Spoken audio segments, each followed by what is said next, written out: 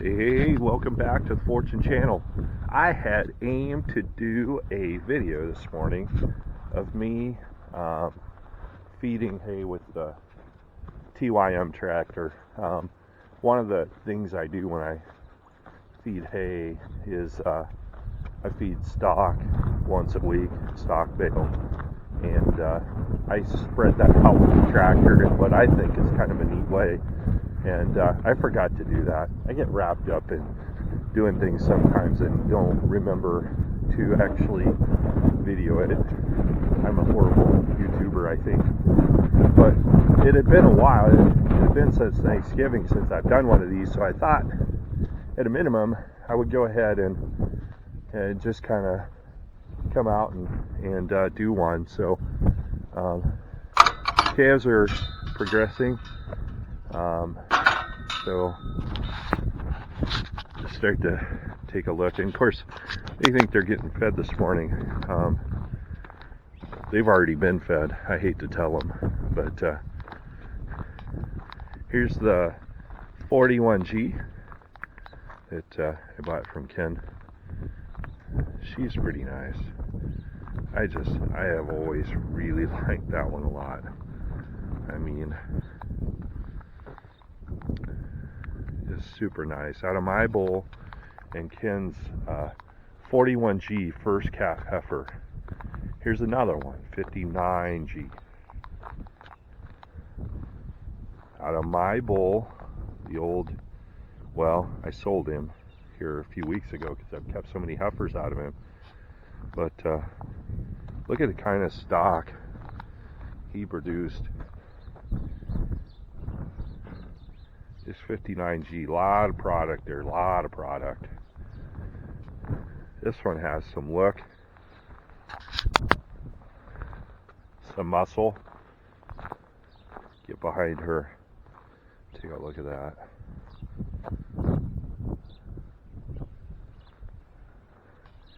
And then here's the maintainer we bought from out of a club calf sale. And she's coming along as well. I just happened to be going through some photos of her. Well, I was going through photos for other things and saw some photos of her. And yeah, she was kind of skinny when she got here a little bit. But boy, she's putting it on. Look at that belly.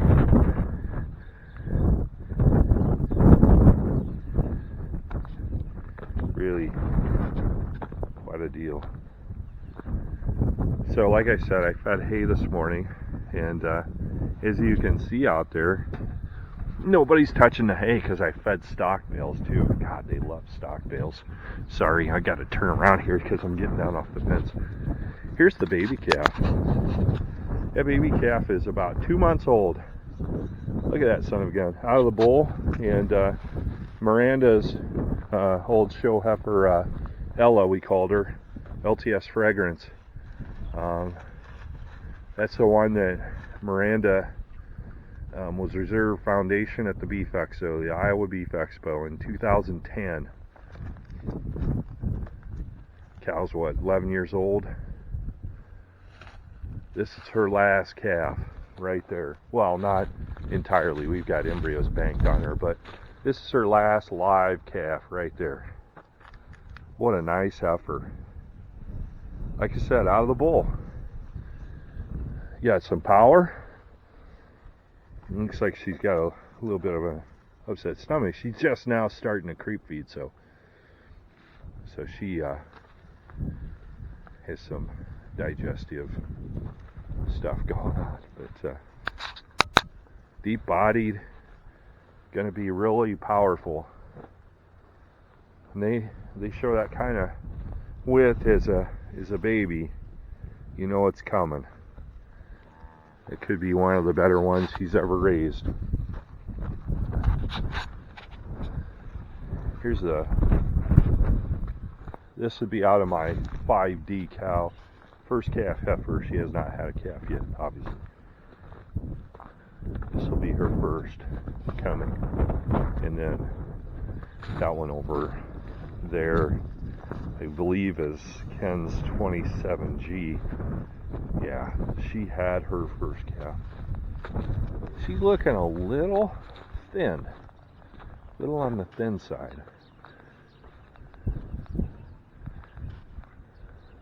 So, about the only one out here that I noticed that looks thin. So, I don't know. I may have to pull her in when it gets a little bit colder and just see about giving her some little added oomph.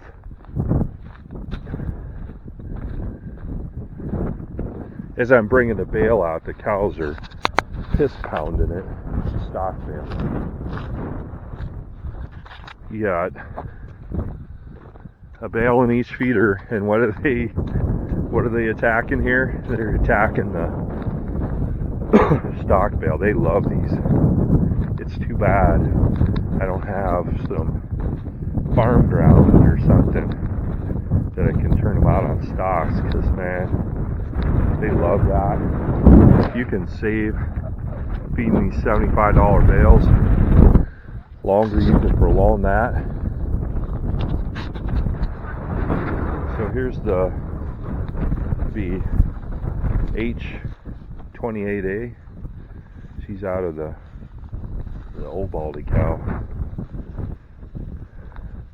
Another first calf heifer coming. And speaking of Ella, there she is. The old 11-year-old cow.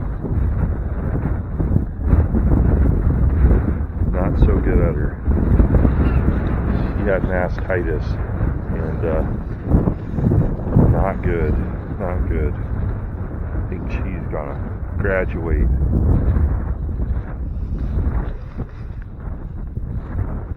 Look at that 17G. That cow there just had her first calf this year. Look at the hip in that one.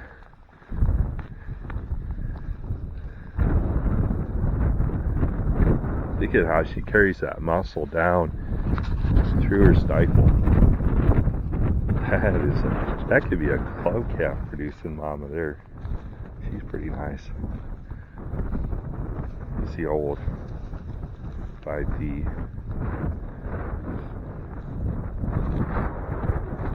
59G. So that would be the mother of that heifer in the pen that I was talking about, the 59G heifer, which she'll end up being like an I-59G or something like that.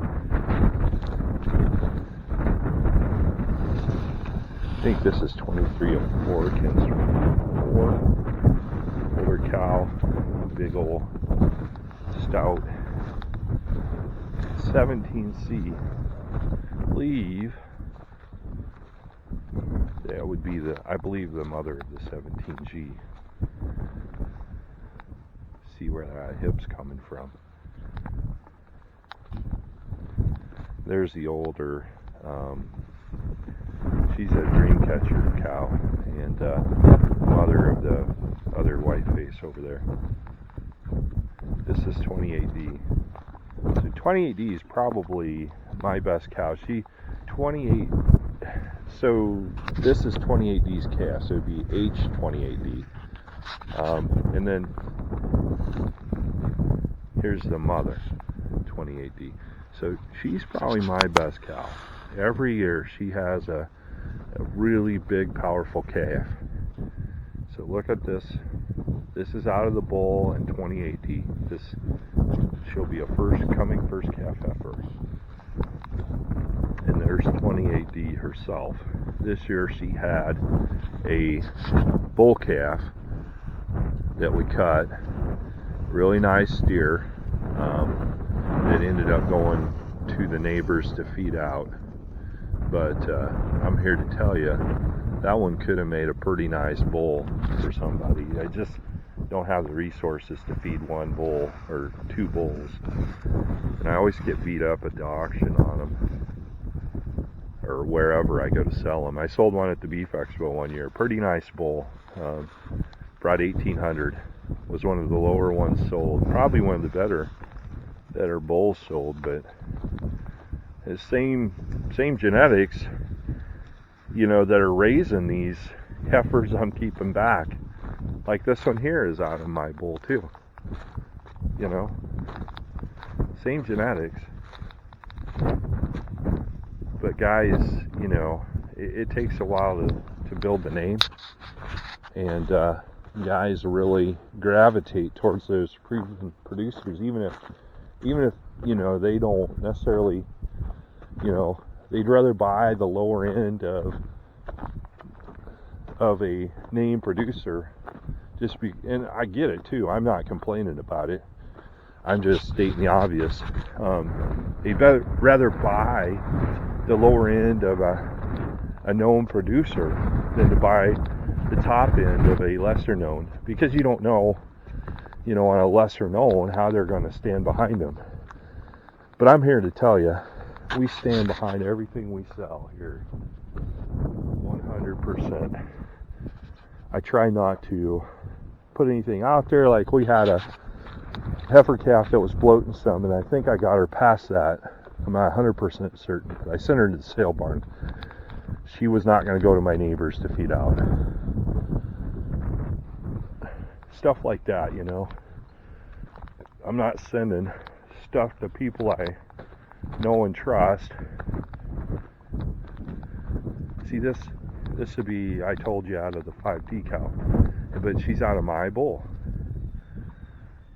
The 5D cow has always kind of put a lot into her calf and never looked as impressive, but it always had, you know, a little bit of style to her though. But look at this. She's gonna make a nice cow. Make a nice cow. You just heard right there one of the reasons why I have not done any video since Thanksgiving. See, here's the little creep pen I made for the calf. So the calf goes in here and has this area here to itself. And I see her in here every morning, and there's the creep I'm giving her. I see her in here every morning. The bedding's nice. You know, it's out of the weather. She loves it in here. And yeah, so back to why I haven't done a video in a while. I kind of am getting over a little bit of a cold that has really kicked my butt. We're pretty sure it's not COVID because my granddaughter, who gave it to us all, I believe, got tested, and she didn't have COVID. So we didn't go test or anything like that. But we're pretty sure it's not COVID. But it's weird, man. I can get to feeling better for a day, and then it just kicks my butt again the next day. It's really weird how it's behaving.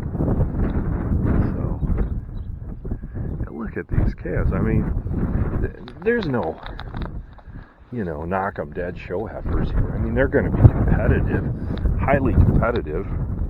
But there's no, you know, national champion females here by any stretch. But just really good stock. Out of stock we've raised. Well, minus the maintainer. There she is.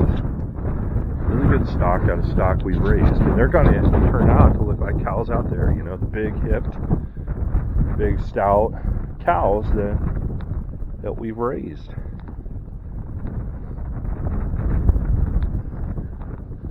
And I'll talk a little bit about this too.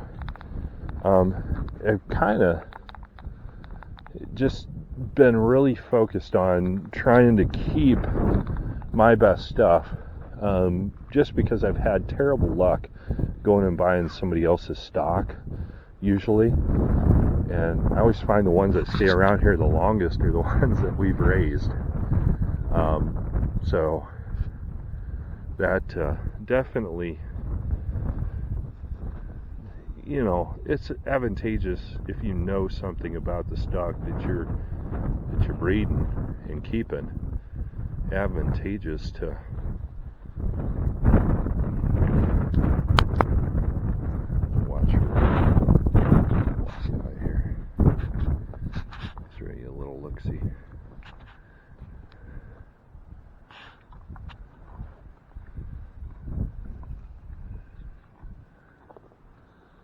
So yeah, I have not worked with these cows since before Thanksgiving either. Just it seems like the weekends is catch up. Or last weekend I kind of took a Saturday. I did a bunch of manure cleanup, and it just kicked my butt so much. I just wasn't feeling well, and it kicked my butt enough that Sunday I just took the whole day off. Didn't do much. This Sunday we're going to get haircuts, Will and I. We're both shaggy. Look at this heifer. Look at that belly in her.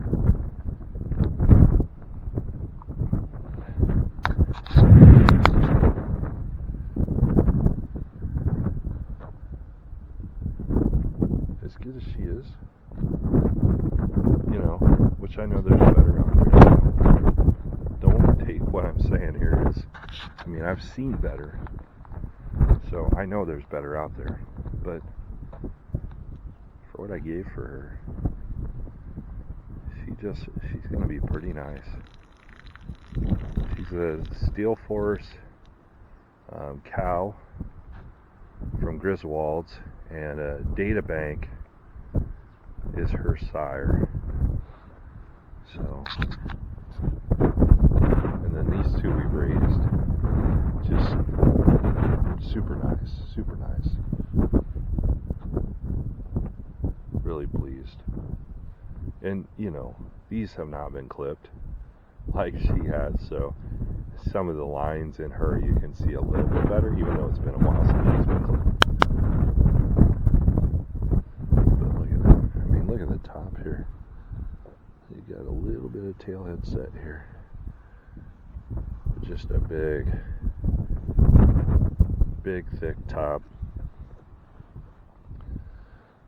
Big old whale ass.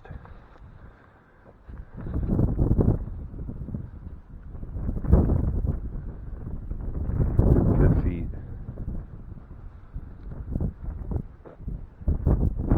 Really good feet.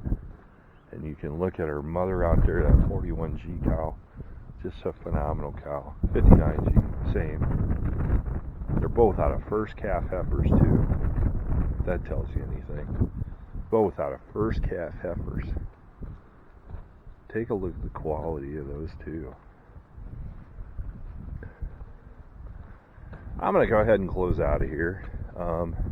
I really just kind of wanted to make a tractor video today, of me kind of just dumping bales and dumping stocks and stuff, and just to be able to show how the TYM is doing. And I kind of want to do that for folks. Like I said before, when I was searching for that tractor, I couldn't find any videos that would show me that it was doing the kind of stuff that I needed to do.